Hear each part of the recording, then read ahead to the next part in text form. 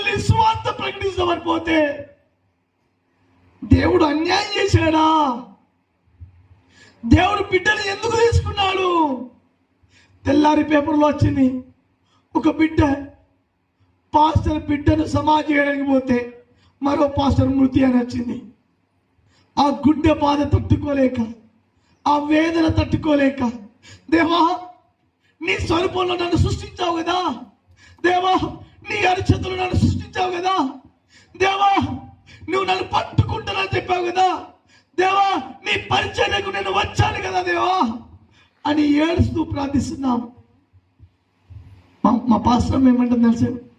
ఏమండి, నేను ఎక్కడ చూసినా ఏ రోజు చూసినా నా బిడ్డ జ్ఞాపకాలు వస్తున్నాయి, నేను ఇక్కడ ఉండలేనండి, నన్ను తెలంగాణ ఆంధ్రప్రదేశ్కు తీసుకెళ్ళండి అని అంటే